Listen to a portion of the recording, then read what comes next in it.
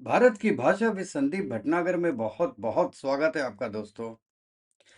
दुनिया को जब लगा कि इंडिया और रशिया का रिश्ता कमजोर होता जा रहा है और ये तब लगा जब इंडिया ने एक महीने पहले कुछ ऑयल का इंपोर्ट कम कर दिया था, क्रूड ऑयल का। लोगों को ये पता नहीं कि उन्होंने सोर्स चेंज किया था, क्वांटिटी चेंज नहीं की थी। फिर भी लोगों को लगा कि ये रिश्ता बहुत कमजोर हो रहा है और ये एक अमेरिका की जीत है। लेकिन आज के दिन के जो 7 एग्रीमेंट्स हुए हैं रशिया और इंडिया के बीच में, उसने ये साबित कर दिया है कि न्यू वर्ल्ड ऑर्डर में दोनों देश एक साथ खड़े हुए हैं दोस्तों। वैसे देखिए, बातचीत हुई है 19 टॉपिक्स पे, लेकिन जो एग्रीमेंट हुआ है वो 7 पे हुआ है। इसलिए मैं अभी आपको 7 के बारे में बताऊंगा। नेक्स्ट वीडियो में टोटल जो 19 पॉइंट है उनके बारे में बात करूंगा। तो जो 7 ऑफिशियली कंफर्म्ड जो एग्रीमेंट हुए हैं, और वो क्या है कि 5 से 10 साल में ये इंडिया की इकोनॉमी, एनर्जी, शिपिंग और जो आपकी ग्लोबल पोजीशन है वो 100% चेंज करने वाले हैं दोस्तों। ये आप मुझसे लिखवा के ले लीजिए कि ये this will be A game changer for India and Russia both. मैं बार बार कहता हूं कि न्यू दिल्ली में जो पीएम मोदी और प्रेसिडेंट पुतिन की जो मुलाकात है, ये सिर्फ एक डिप्लोमेटिक विजिट नहीं थी, ये एक तरीके का बहुत बड़ा रीसेट मूवमेंट था। रशिया यूक्रेन वॉर के बीच, यूएस प्रेशर के बीच, सैंक्शंस के बीच इंडिया और रशिया ने दुनिया को बहुत साफ मैसेज दिया दोनों कि हमारी पार्टनरशिप स्ट्रांग है और आगे और भी डीप होने वाली है। अच्छा, अब रॉयटर्स की हेडलाइन भी है, Putin Modi agree to expand and widen trade. इसमें क्या क्या होंगे आप ये देखिए कि इकोनॉमिक टाइज है, एनर्जी सिक्योरिटी है, शिपिंग है, एग्रीमेंट्स है, फार्मा कॉपरेशन है, बहुत सी चीजें हैं जो कि मैं आपको एक एक करके अभी आपको बताऊंगा। और ये भी है कि देखिए दोस्तों, समिट का जो सबसे बड़ा और ऑफिशियली जो कंफर्म्ड एग्रीमेंट है वो यही है जो मैं आपको बता रहा हूं, और जो 5 साल का ये टारगेट दिया है कि 5 साल के अंदर हम ये करेंगे। जैसे बायलैटरल ट्रेड को बढ़ा के $100 बिलियन करेंगे 2030 तक। और ये न्यूज रोटर्स ने भी कंफर्म की है। अच्छा, अब क्या है कि जैसे 100 बिलियन करने के लिए करेंगे क्या, इसमें प्रोग्राम में कई सेक्टर्स आएंगे। जैसे ट्रेड एक्सपेंशन होगा, नेचुरल है, टेक्नोलॉजी की शेयरिंग होगी, फार्मा है, मेडिकल कॉपरेशन है, इवन मैन्युफैक्चरिंग है, एग्रीकल्चर है, इन सब फील्ड्स में शिपिंग है, लॉजिस्टिक्स है, एग्रीकल्चर, और इन सब चीजों में कॉर्पोरेशन आपस में ज्यादा बढ़ेगा। उससे क्या होगा कि एक तो आपके बिजनेस बढ़ेगा और ऊपर से आपके जो एक स्टैंडर्ड्स हैं, सेफ्टी स्टैंडर्ड्स हैं, वो भी मेंटेन होंगे। ठीक है साहब। तो अल्टीमेटली ये है कि अगले 5 साल में जो मैं 7 एग्रीमेंट बता रहा हूं उनके बीच में इंडिया और रशिया का ट्रेड बिल्कुल एक नए सिरे पहुंचेगा। अच्छा, एक एक करके बात करते हैं कि एक पहला है एनर्जी एंड फ्यूल सिक्योरिटी। और पुतिन ने इंडिया को एश्योरेंस दिया है कि Russia will ensure uninterrupted fuel shipments for India. और दोस्तों, ये बहुत छोटी बात नहीं है, क्योंकि आज के ग्लोबल फ्यूल सप्लाई में बहुत ज्यादा अनिश्चितता है और इसकी चिंता भी है लोगों को। और ये एग्रीमेंट जो हुआ है, ये इस बात को कवर करता है कि ये पहले क्या होता था, शॉर्ट टर्म होता था, 3 महीने के लिए, 6 महीने के लिए हमने कॉन्ट्रैक्ट कर लिया रशियन कंपनीज में। अब क्या है कि long term crude oil supply के लिए, लॉन्ग टर्म कोल शिपमेंट्स के लिए, ये सब एनर्जी है, लॉन्ग टर्म गैस और एलएनजी कॉर्पोरेशन के लिए, और इन दोनों के बीच में एक उन्होंने प्राइस स्टेबिलिटी मैकेनिज्म भी बनाया है। और उसमें ये भी है कि रशिया ने ये एंश्योर किया है कि हम जो कॉस्टिंग करेंगे और प्राइसिंग करेंगे वो हम डॉलर में नहीं करेंगे, लोकल करेंसी में करेंगे। और दोस्तों, इस डील से मैं कहता हूं इंडिया अगले कई साल तक एनर्जी क्राइसिस से सुरक्षित रहेगा। उसके बाद जो एग्रीमेंट किया उन्होंने, शिपिंग एंड पोर्ट इंफ्रास्ट्रक्चर का एमओयू किया है। ये जो एग्रीमेंट है ये न्यूज़ बॉर्न एयर और ट्रिब्यून इंडिया दोनों ने ये कंफर्म किया है। और इसके तहत क्या है कि port two port connectivity improve करेंगे। इंडिया का पोर्ट और रशिया के पोर्ट, उनके बीच में कनेक्टिविटी, मैरीटाइम रूट्स वो भी नए नए डेवलप होंगे। देखिए, हर चीज में टाइम लगता है। जैसे लॉजिस्टिक्स का कॉपरेशन होगा, और ये आपने बोला है, ये आपने देखा है जो कल एग्रीमेंट हुआ है। अच्छा, लॉन्ग टर्म के लिए शिपिंग के जो कॉरिडोर्स हैं उनकी भी मैपिंग की जाएगी। अच्छा, ये एग्रीमेंट इंडिया के लिए तो बहुत इंपॉर्टेंट है। क्यों? क्योंकि चाइना आर्कटिक रूट्स पे ऑलरेडी उसका बहुत इन्वेस्टमेंट हो गया है। अब इस रेस से क्या होगा कि इंडिया इस रेस में बहुत पीछे नहीं रखेगा। और ये एक बहुत बड़ा पॉइंट है दोस्तों, जो पोर्ट कॉर्पोरेशन का एमओयू है। अच्छा, एक और एग्रीमेंट हुआ है, इंडस्ट्रियल एंड मैन्युफैक्चरिंग एग्रीमेंट। इसमें क्या हुआ? इसमें जो बात हुई है, कई जगह ट्रेड और इंडस्ट्रियल कॉर्पोरेशन के कई एग्रीमेंट्स इसमें हुए हैं। क्या क्या इंक्लूसिव है इसके अंदर? एक तो यह है कि मैन्युफैक्चरिंग पार्टनरशिप्स, इसमें क्या है, इंडस्ट्री के जो सप्लाई चेन है उसको एनहेंस करने के लिए क्या प्रोसेस है, नई नई टेक्नोलॉजी इंडिया में लाने के लिए, इन्फ्यूज करने के लिए क्या क्या फैक्ट्री है, इंडियन फैक्ट्रीज में इंडिया में बनाएंगे। और सबसे बड़ी बात दोस्तों, जॉइंट इंडस्ट्रियल स्टैंडर्ड्स ये भी बनाएंगे। ये बहुत इंपॉर्टेंट लाइन है, ये बहुत ही ज्यादा। इसका मतलब क्या है कि बॉटम लाइन, इंडिया और रशिया का ट्रेड अब सिर्फ तेल और डिफेंस पे डिपेंड नहीं करेगा। असली में ये एक तरीके से डाइवर्सिफिकेशन शुरू हो गया है डेली बेसिस के प्रोडक्ट्स में। और जो एक एग्रीमेंट हुआ है, मैं कहता हूं एग्रीमेंट नंबर 5 है, यह है pharma and health medical corporation का। इस सेक्टर्स में भी बहुत फॉर्मल एग्रीमेंट्स हुए हैं। अच्छा, इसमें क्या क्या है, मेडिकल रिसर्च, जैसे आपने पता है अभी कैंसर की मेडिसिन बनाई गई रशिया ने, तो वो भी इंडिया में डेवलप हो सकती है, तो मेडिकल रिसर्च हो गया। Pharma regulatory alignment, vaccine development, आपको पता है जो वैक्सीन डेवलप की थी कोरोना के वक्त में रशिया ने और इंडिया ने भी की थी, तो वैक्सीन डेवलपमेंट भी साथ में करेंगे। और मेडिकल टेक्नोलॉजीज के जो कॉर्पोरेशन होगा वो भी साथ में होगा। देखिए, आप जानते हैं इंडिया ऑलरेडी दुनिया की फार्मेसी है, और रशिया के साथ अगर ये पार्टनरशिप हो जाती है तो और भी इस चीज को आगे बढ़ाया जाएगा। फार्मा के नए नए लैब्स खोले जाएंगे इंडिया में भी और रशिया में भी। दोस्तों, ये विजिट बहुत बड़ी होने वाली है। और जो अगला एग्रीमेंट है, 6th एग्रीमेंट, एग्रीकल्चर और फर्टिलाइजर एग्रीमेंट, ये भी बहुत बहुत इंपॉर्टेंट था।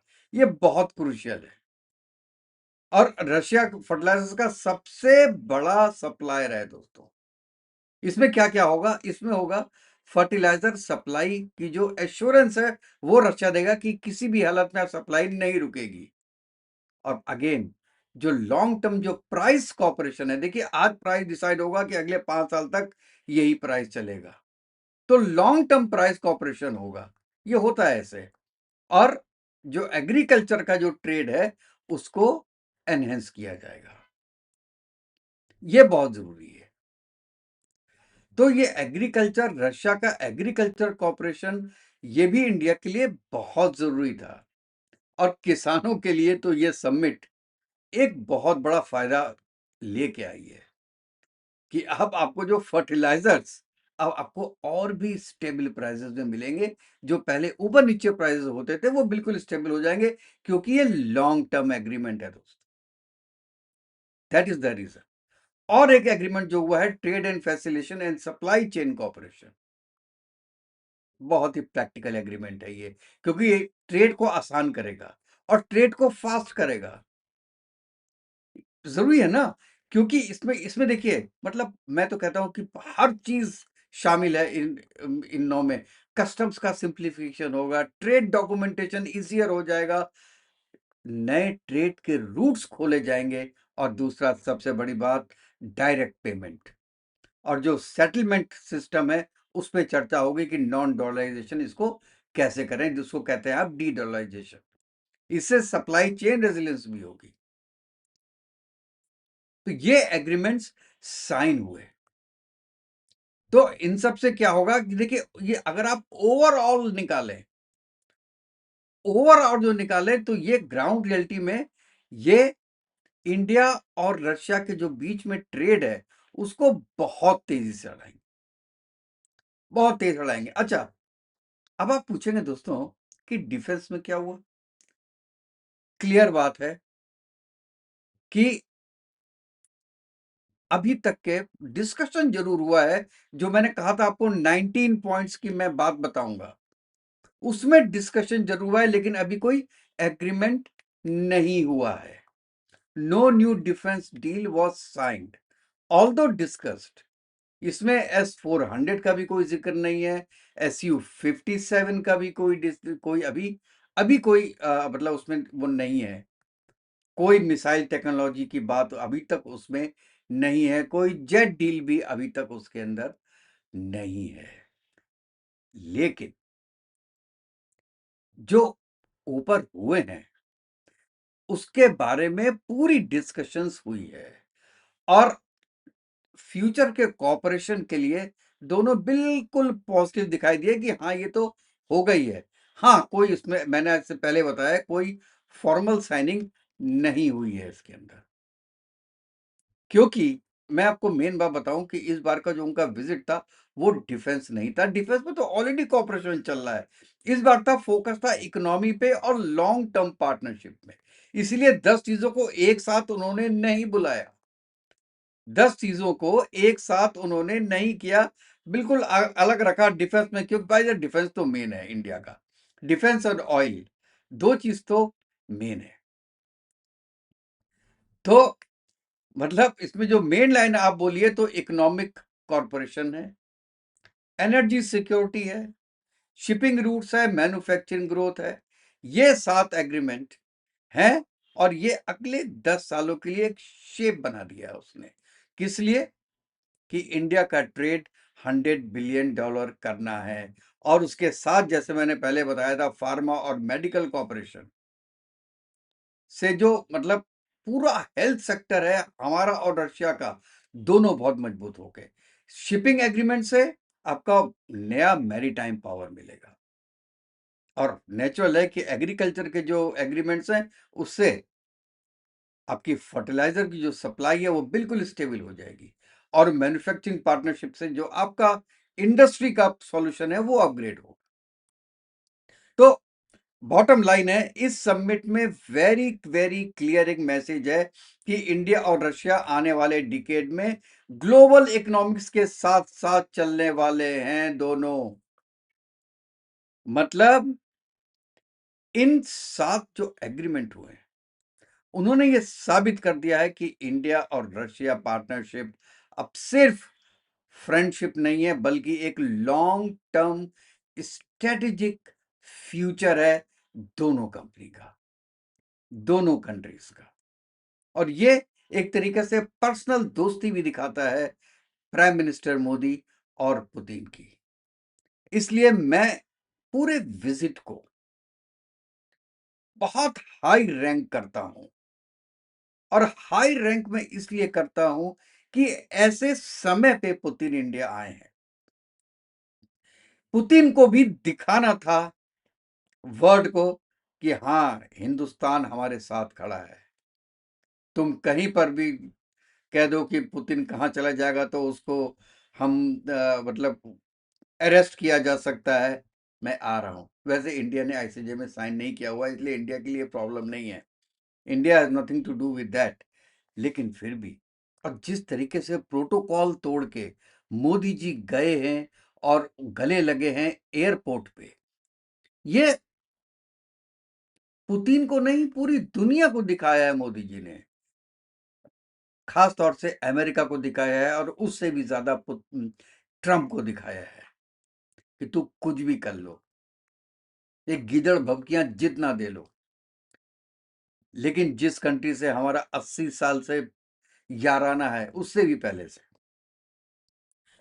उसको हम एक दिन में नहीं छोड़ सकते आपके लिए। और दोस्तों एक बात बताओ यार, छोटी सी है। चलो, हमने अमेरिका के कहने पे ऑयल लेना बंद कर दिया। हमने जो है वो जितना भी इंपोर्ट है रशिया से बंद कर दिया। रशिया तो हमसे नाराज हो गया। और यार ये लोग तो केवल वक्त के साथी हैं। 71 में हमने इंडिया की इतनी हेल्प की, और अब देखो ये लोग, जब हमारा वक्त आया तो उन्होंने धोखा दे दिया। यही बोलेगा ना, अमेरिका खुश होगा। लेकिन 10 दिन के बाद वॉर खत्म हो गई। उसके बाद उसके बाद क्या आप रशिया के पास दोबारा जाओगे? नहीं नहीं नहीं नहीं सर, सर सर सर, गलती हो गई, गलती हो गई सर हमसे, हम तो आपके बहुत अच्छे दोस्त हैं। रशिया धुतकार के मारेगा उस वक्त, कहेगा जब वक्त आया तब तुम हमारे साथ नहीं खड़े थे। तो ये चीज अमेरिका को सोचना चाहिए, अक्ल नहीं है। क्योंकि अमेरिका हर चीज आज के लिए करता है, क्योंकि इतना पैसा है, इतनी पावर है, डॉलर वैल्यू है, कि वो अपने को पूरे दुनिया का राजा समझता है। और जब आदमी राजा समझता है ना, तो वो डिक्टेट करता है। हाँ जी आप ये कर लो, हाँ जी आप ये कर लो, हाँ जी आप ऐसे कर लो। और यही उसने, जैसे हाँकते हैं ना, जैसे उसने सोचा कि जैसे आसिम मुनीर को हाँक दिया था उसने, वैसे ही मोदी भी हक जाएंगे, पुतिन भी हक जाएगा।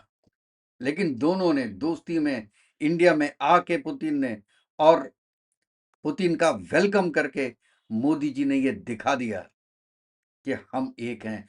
हम अपने दोस्तों को कभी नहीं छोड़ते, और कुछ ऐसे दोस्त हैं जो हमको भी कभी नहीं छोड़ते। और ये जो 7 एग्रीमेंट हैं, ये बताते हैं कि एक तरीके का जो ट्रेड है इंडिया और रशिया के बीच में, जिसमें कि 64 बिलियन का तो डेफिसिट है। हम तो कुछ ले नहीं रहे। अब तो पहले 2022 के पहले तो कुछ लेते भी नहीं थे। ऑयल तो बाद में लेना शुरू किया ना भाई साहब, पहले तो ऑयल भी नहीं लेते थे। तो ये तो एक वक्त की हो गई कि आज सस्ता मिल रहा है ऑयल, तो चलो रशिया से ले लो, यही हुआ ना। लेकिन जो ये 7 एग्रीमेंट हैं, वो ये दिखाता है कि हमारी दोस्ती केवल कहने के लिए नहीं है। अब हम दोनों मिलके दुनिया को दिखाएंगे कि अगर हमारे साथ कोई भी ना हो, तो हम दोनों एक साथ खड़े हैं। और एक चीज मेरा बहुत मन है बोलने का। मैं कहता हूं कि अगर चाइना भी इसमें मिल जाता है, और तीनों की करेंसी में 3 करेंसी होंगी, और आपस में तीनों ट्रेड करें लोकल करेंसीज में, तो डॉलर की वैल्यू 27% कम हो जाएगी उसी दिन, 27%। और इसी चीज का डर है अमेरिका को। ट्रंप तो निकल जाएगा हाथ झाड़ के 3 साल में, लेकिन डीप स्टेट को, सीआईए को ये डर है कि ऐसा ना हो। लेकिन एक अमेरिकन प्रेसिडेंट के बड़बोलेपन ने बहुत कुछ, ये किसी हद तक मैं कहूंगा, ये काम कर दिया है।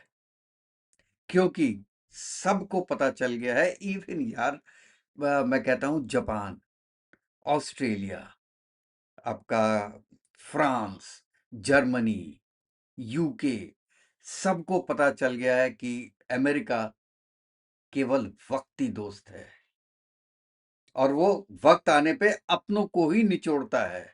और जहां किसी ने कॉलर पकड़ा वो पीछे भागता है। ये आपने देखा होगा, पुतिन, जिपिंग और मोदी। तीनों ने जो हाल किया उसके बाद उसने बोलना बंद कर दिया। लेकिन जो उसके साथी थे, जो उसके सबसे पास के थे, उनको सबसे ज्यादा लूटा है। और अभी तो आपको पता होगा कि जर्मनी जर्मनी के वाइस चांसलर ने फोन किया था ये जेलेंस्की को, यूक्रेन वाला। उसने क्या बोला कि ये अमेरिका पे विश्वास मत करना, ये हमको भी बेवकूफ बना रहा है, तुमको भी बेवकूफ बना रहा है। और ये कॉल डिटेल बाहर आ गई, लीक हो गई। अब बताओ साहब, जर्मनी जो सबसे बड़ा एलॉय कह सकते हैं यूएसए का, वो ये बात कर रहा है। चलिए दोस्तों, इन 7 के बारे में आपकी क्या राय है आप ज़रूर बताइएगा। और आपको ये वीडियो कैसा लगा? अगर अच्छा लगा हो तो मेरे वीडियो को लाइक कीजिएगा, सब्सक्राइब कीजिएगा और दोस्तों के साथ शेयर कीजिएगा। अपने कमेंट करना मत भूलिएगा दोस्तों, कि आप इन 7 एग्रीमेंट्स के बारे में क्या सोचते हैं। और वेट कीजिए मेरा नेक्स्ट वीडियो का, जिससे मैं टोटल 19 पॉइंट्स के बारे में आपको एक एक पॉइंट के बारे में बताऊंगा, एग्रीमेंट के अलावा कि किन किन पॉइंट्स पे और डिस्कशन हुआ। तो कल तक के लिए दोस्तों, जय हिंद, जय भारत, वंदे मातरम। खुश रहिएगा, स्वस्थ रहिएगा।